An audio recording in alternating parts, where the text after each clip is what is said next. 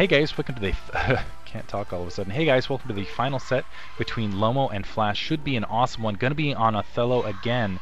And again, I think scouting is huge on this map. It's been some extremely exciting matches here between Terran versus Terran. I think it just produces it. Air superiority is so important, and considering how many times we've seen basically Wraith play, I would expect this to go to the air very quickly. We're seeing Lomo starting in the upper left-hand corner. I'm sorry, about the 10 o'clock position in yellow. We're seeing fOu start at the 1 o'clock position in brown, and I am excited to see these two guys go at it with all the pressure on the line. This is really, it's games like these that really depict true champions, in my opinion. Is when it comes down to the line, who can handle the pressure, who can deliver the goods. So we're going to see fOu, yeah, hopefully, I don't know, maybe he'll go for another early command center thing, but again, I think whoever goes to the air first and establishes air superiority straight off the bat, I think that's going to be the person who comes away with the game. Yeah, I agree with you definitely about air superiority.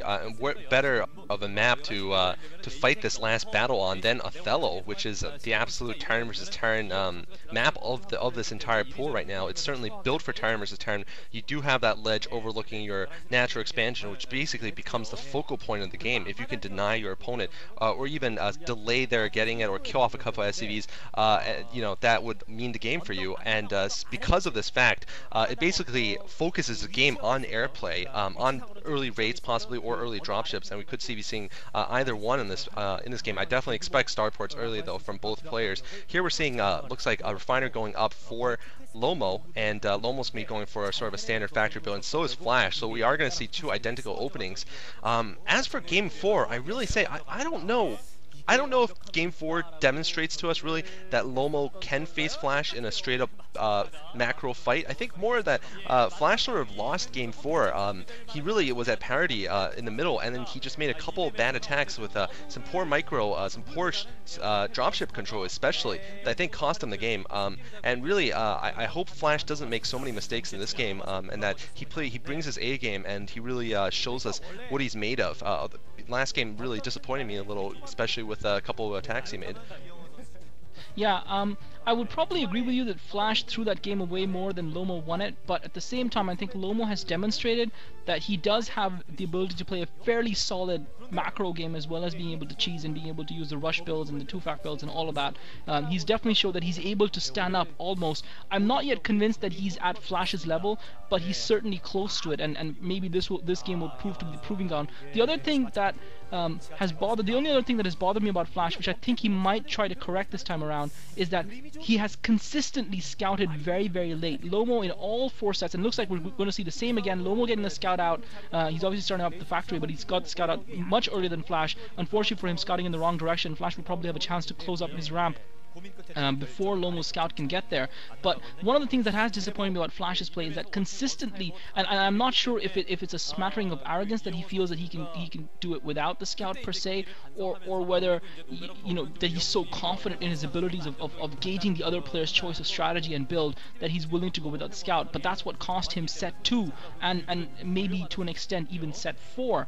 But he's this is the irony of it, is that even though fOu is scouted later than Lomo, his SCV is going to arrive at Lomo's base earlier, but Lomo has got his ramp blocked off with those 2 Marines. So an interesting game developing. Virtually mirror builds this time. No one's gone for a command center yet, and this is, I think, going to be the true test, and how fitting that it should be in the decider.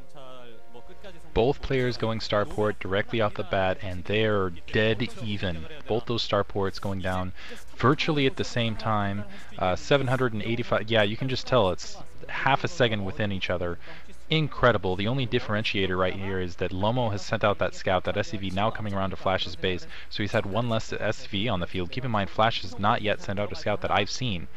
He's just going to float his barracks out there, keeping the SCV on the line, just a little bit of extra mineral for him, or maybe a little bit, well, I guess I wouldn't say extra gas. There's going to be 3 SCVs otherwise. Both immediately going for control towers. We'll see if they, now the differentiator, maybe one will decide to go for Siege Tank. They both got the machine shop. Maybe they'll go for the cliffside, but my guess is we're probably going to see that Wraith play once again. Yeah, definitely. It's going to be very important to see whether there is a divergence attack. Here comes fOu chasing off the scouting SCV of Lomo, so you're right, he doesn't get the scout in, but Lomo will get a peek here, at least with the floating barracks, although fOu, just look at that, I mean, he knew the floating barracks was coming. He had his 2 Marines there, just showing the anticipation of these players, and we are indeed seeing cloaking from both players, actually. I was just going to say from Lomo only, but both players are going for cloaks, so it's really going to come down to a lot of Wraith Micro once again, and really, perhaps Wraith Micro followed by who has the forces on the ground at the right position, because while Wraith Micro is important in air superiority, I think what wins the game in general is the ground forces. You still need the ground forces to get in there and hold the territory and kill off the opponent. Here comes a second starport from Lomo. I'm not sure if fOu has gone for this also, but it looks like Lomo has decided to go for the 2-port Wraiths, and really he has to depend on these Wraiths now to win or lose the game, because he won't have the resources to build anything on the ground now. The other interesting thing I noticed is how Lomo floated his racks over, but fOu didn't do the same, and I'm not sure why fOu made that decision. I'm wondering if perhaps it had something to do with wanting to not have his racks too damaged early on in the game so that it can provide him more later on, although Lomo has pulled his racks back in time as well. Doesn't look like fOu has put that second starport down, and it'll be interesting to see, and fOu has actually put his started up his natural expo, so it looks like fOu is trying to get the command center down. Obviously the question is whether or not he'll be able to cope with Lomo's offense and with Lomo's attack with a slightly reduced amount of forces, and it'll be interesting to see how he sets some defense marshal. fOu with the 1 Wraith already to Lomo's 2. Lomo looks like he's getting ready to put his command center, and Lomo needs to be a little bit brave here and push out. He obviously hasn't scouted fOu, so he's not aware of what fOu has. fOu has got his cloak up, Romo's got the cloak up as well. The academy is up, but obviously neither player wanting to waste their comsats this early in the game. Lomo is now coming over to fOu's base. He's now going to see that command center up, and the question is whether he'll be able to even delay fOu from getting that command center up. So fOu has got 2 raids out as well, but his raids are split. Lomo's raids are together, and it really is gonna be a little bit of a cat and mouse game here, and this is really gonna take something special. I think Lomo is in a good position to put a bit of pressure on fOu, and if he can get that pressure in, fOu did start that command center earlier, and it's really down to fOu to keep Lomo in his base, and fOu already losing 1 wraith to Lomo's attack there, so Lomo has further cemented his air advantage. I think it's safe to say that Lomo probably has a decent amount of air superiority here. It's just a question of, but the key is that Lomo is not pressing ahead with the siege tanks, and he's going to allow fOu to come back into a game where he could have taken the lead. I think another issue here is just that you're talking about that cat and mouse game. I think that's a big issue, whether fOu can keep draining Lomo's comsat, because Lomo cannot engage with those Wraith if he's just going to run into a concept advantage. I'm surprised he's not pushing up and taking advantage of the fact that it's up to fOu to kick Lomo out of his base. If Lomo goes up, goes over a secondary, it's going to be, with cloaked Wraiths, it's going to be fOu that has to immediately use his comsat to try to drive those Wraith out, and then he can just back up, wait for it to fade, and then come back in. And he's been a little bit late in doing that, and now Goliath is already in position. We'll see if he starts doing that now. These 2 tanks very vulnerable, only 2 Marines alongside. Lomo picking both of them off very easily with that big Wraith force. Now the question is how much economic damage can he do, because he's really got to get it done now with this group of Wraith. Just do as much economic damage as possible, otherwise he's just going to get bowled over here in a minute as soon as fOu gets his additional factories down. Yeah, here comes the battle between these 2 players, and I think about 6 Wraiths for Lomo versus only 3 or 4 for fOu. But fOu, meanwhile, getting the cloak up, and Lomo not cloaking up. I'm a little surprised by that, not using his cloak just yet, and while sitting there, letting himself take a few more shots than necessary. That was absolutely terrible by Lomo, and Lomo with a momentary distraction. Just now, I don't think this is a good time for him to attack. He's just, oh man, getting destroyed there by the Goliaths on the ground. He's managed to pick off all of fOu's Wraiths, but you can see in his face, he definitely knows that was a defeat there. That was definitely not a victory for him, and fOu right now not building in your race. We're seeing that he's just gonna go for the ground build now, and I think he's definitely has a lead.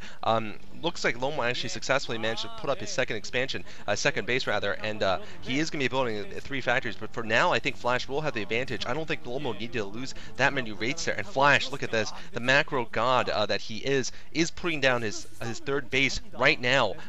Basically, this is why I think fOu wins games. It's because even if he doesn't win a battle, or even just fights a battle to a slight defeat, he still expands, and he's just perfectly knows when to expand, when the opponent won't attack, and eventually that macro advantage will give him the game. So fOu taking his 3rd base, and with that 3rd base, he will get a 3rd gas, and definitely have the economic advantage in this game. So while Lomo playing very well there, I felt that he had some kind of momentary lapse of micro, and that that cost him the majority of his Wraith Force, and I think perhaps this game in general. And wow, he's going to lose a couple more Wraiths here. Yeah, I think it's more than this lapse. He did leave those raids uncloaked at the edge where fOu had the Goliaths, but I think Lomo had an opportunity when he saw that command center, when he saw that fOu's command center was way ahead of his, when was building ahead of his, he had an opportunity to press ahead with everything he had and try and force fOu to either cancel that command center, and that would have given him a firm lead, especially considering that he had to know that he had the 2 starport raids and that fOu couldn't have had a second starport, but he did not. He hesitated, and unfortunately for him, in that moment of hesitation, all was lost, and that what can happen when you hesitate even for a moment. He had to go for the jugular. That was the strategy that fOu played, counting on the fact that if Lomo didn't really push straight ahead, he would be in a very good position, and if Lomo had even gone for a similar strategy, fOu would have been in a good position. But now it's going to be really tough for Lomo to do anything against fOu. fOu also very cleverly not trying to catch up with Lomo, even when he realized that Lomo had air superiority, had more raids, had the starports. He didn't try and catch up, he didn't try and put another starport down, he just decided to go for Goliaths instead, realizing obviously that unit for unit, Goliaths are obviously much more powerful against raids than raids are against Goliaths. And once he had those 3 Goliaths out there, effectively Lomo's aerial advantage was neutralized, and now fOu has set up his defensive line, and it's up to Lomo to break upon his opponent. Lomo coming in with that, fOu has got a dropship out as well. Lomo coming in with the cloak raids, trying to push ahead, trying to establish a perimeter and lock fOu in so that he can try and macro up and maybe give himself a position to get another couple command centers down and retake the initiative in terms of economy in this game. I really feel he's probably going to struggle to do that now. I think that was very key, the fact he went 2-port Wraiths and didn't push up with any sort of attack.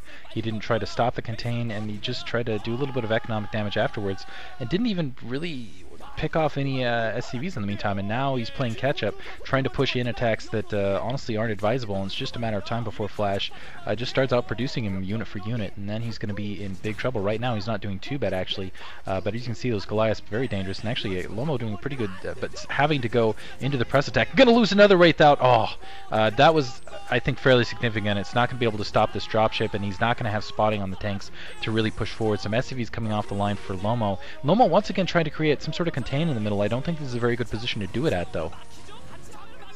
Yeah, I think this is going to be taken down by fOu, and looks like, yeah, basically Lomo's trying this sort of old-school strategy of putting the turrets around the map and getting this contained, but fOu, having lost to it last game, will not let it happen this game. He's taken down the center of the map, and now fOu can actually go for an attack at the second natural that Lomo has just put up, and really, if that goes down, that will be the game. And here we're seeing it. Here comes the ledge drop from fOu at the second natural, and this is what I was saying. The paratroop drops by the tanks are what are going to decide this game on the map Othello, which that's what decides Terran versus Terran games, is what I meant. Lomo actually getting a good scout there with the barracks, though, so he might be able to take it out 2 tanks against 2 tanks there. fOu now killing off some SCVs, but bringing more ground troops to shell this second expansion, and fOu has the superiority in tanks. He has those Goliaths there to assist, whereas I don't think Lomo has, I don't think I've seen a single Goliath from Lomo yet, so he lacks those critical support troops that are necessary to absorb some damage and also deal some quick damage to tanks. You need those Goliaths to run forward and deal the, and of course they're very good deterrents against dropships.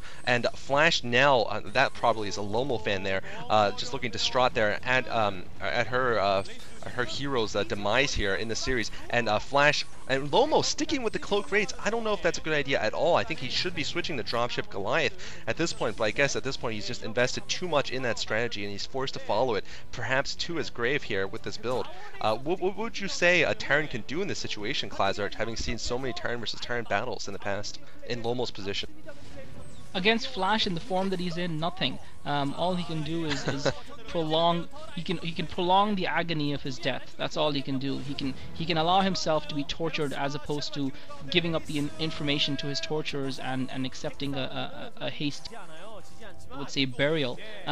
But I think one of the things about Terran versus Terran is that Terran is the ultimate defensive machine, and yes, when they roll out with their massive pushes, they can be really hard to stop in offense as well, but primarily Terran's biggest strength is defense, and especially in Terran versus Terran, if at any time you find yourself in a position trying to break your opponent's defenses, trying to basically break against what they've already set up in a strong defensive position, it's going to take a higher unit count to do that, it's going to take a higher cost, it's going to be cost to do that. fOu was in that position last game. Unfortunately, once Lomo allowed fOu to get ahead in terms of his economy and in terms of his ground force, at least initially. Excuse me, in this game, he was put in that position where fOu was ahead. fOu had that extra command center, and the onus was therefore on Lomo to try and do something different, and therefore he committed himself to try and set up that contain in his desperation, and that was his final undoing. Maybe if he just tried to try and stay in the game, stay in touch with fOu, and hope for fOu to make a mistake, he might have had another chance. Although fOu is not in mistake taking mood now, and now fOu is the one who, with the superior forces, has been able to set up a relative contain in this game, and now it's just a matter of time before Lomo is finally whittled out of it and fOu marches through to the next round. I think a huge thing right now is essentially the fact that fOu is 3 bases up. He's putting down a 4th. Oh, bringing in dropships and cleaning that attack there. Now he's just whittling away. He's got the contain on Lomo. Lomo was trying to put the contain on him, but just overwhelming forces here. And he's got to bring in this attack. I don't even think he needs to at this point. But basically, Lomo's out of 2 bases, whereas fOu is going to be out of 4 at a moment. That is a bad combination, especially that gas. That gas is absolutely key in Terran versus Terran. Having that 3rd gas down for so long is really paying, and as you can see, the overwhelming number of tanks that fOu has comparatively, and Lomo looking very anxious there, very frustrated, I would say. And now SCVs and 2 tanks coming off the line, but it's not going to be enough against those 6 tanks down below, especially with those 2 Goliaths mixed in. Yeah, those SCVs just getting annihilated there, just pounding from above, mortar shells on the face, and now it looks like Lomo's probably going to lose that expansion as well, so I'm definitely going to say that's going to be GG momentarily, and it looks like we're going to be seeing fOu versus Jaedong in the finals, the destined matchup, and beautiful backside drop by fOu. There's the GG. Lomo knowing that his reinforcement line was going to be hit on 2 angles, one as it exited and the second as it would come around, and Lomo looking very upset the fact he lost, but I think fOu deserved that last set, top down, and Lomo basically gave it to him, I think, with the early 2-port and then no pressure, basically. Can't let your opponent get that quick expansion down and then put 0 pressure there. So yeah, so it looks like fOu is going to advance. I think he looks really tip-top. And Jaedong on the opposite side, not looking too shabby himself. I think it's going to be an epic final. Actually, to correct you, I think this is actually the round of 8, so aren't we going to see fOu fight the winner of 4GG Cal in the MSL here? Oh, you might be correct. Am I thinking the OSL? No, I thought this was the semifinal. No.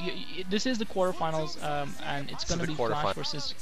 Yeah, exactly. So fOu is into the semifinals now, and that's why we were talking about the commentary of the week between fOu and 4GG being a preview of the semifinals potentially, and fOu has done his bit. It's up to see whether 4GG can actually get past Cal and meet him there, but I think Lomo is definitely a guy to watch for the future. He's impressed me here. He's taken fOu to the 5th set. I still don't think he's up to fOu's level of macro. I don't think we were able to really judge whether or not he was up to that overall, because essentially what won those games for either player was not a superior macro or even superior micro, but whatever set they won, it came down to kind of choice of strategy almost, and almost maybe a roll of the dice. Although fOu did, I think, show more glimpses of that superiority in his mechanics as compared to Lomo, but I think Lomo will have learned a lot from this experience. I don't see what the point is of going 2-port raids if you're not going to pressure your opponent. There's no need for it. He went 2-port raids and then took an almost defensive stance, and I think that was his inexperience showing through. That was probably his nerves and his unwillingness to commit himself, which is something that fOu, even though at a younger age, has never displayed and has shed what little of it that he had. And emerged from his cocoon in that respect, and I wouldn't say a beautiful butterfly because I think that would be an insult to a already hardy player. But I think Lomo will learn from this, and I think we're going to see we're going to see him be more aggressive as time goes on, because I'm sure he realized that was the mistake he made.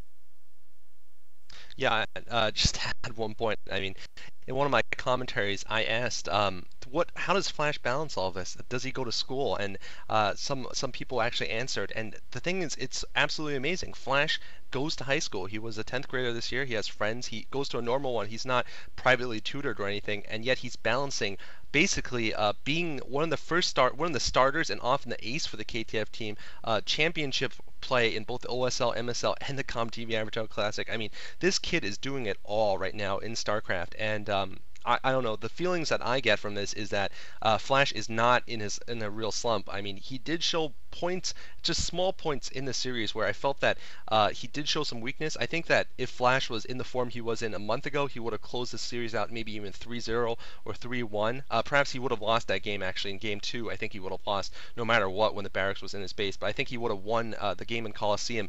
But really, I have to say fOu is looking still like the player to beat for everyone in the MSL. And by the way, just so that people don't flame what's going to happen is this was a round of 8. And fOu is going to be playing the winner of 4GG Cal, not to spoil that away. And on the other side, it's going to be the winner of Hwas and Jaedong, which, well, we know it's Jaedong. Jaedong versus the winner of Free Much. So in order for Jaedong and fOu to meet, Jaedong will have to beat the Protoss, and fOu will have to beat the winner of 4GG Cal. Huge brain fart. I actually did Cal 4GG, so I don't know what I'm talking about here. 4GG going to go play fOu. Much going to play Jaedong, and I think, yeah, it's expected, it's destined almost to see the Jaedong fOu final. I guess I wanted it so badly that my brain was completely tweaking out there. I had a long day yesterday. I actually did a fireworks display at Mission Viejo, set up and got to light them off. It was actually quite a bit of fun, but now my body and my brain are not entirely with it apparently. Anyway, but yeah, so you guys are both you guys agreed that we'll probably see a Jaedong fOu final at this point? Much has looked good, but honestly he looked like he's been staggering a bit lately, and I think fOu has proven that 4GG did beat fOu recently, but I think fOu has the better turn versus Terran overall in a set of 5 against 4GG. Yeah, I think it was a pretty big upset when 4GG beat fOu. He's not very well known for his TVT play, and I think the way fOu played in this series, I think he is going to take it, and I do agree about Jaedong Much. So yeah, I would vote for fOu Jaedong as the money bet, the series to bet money on.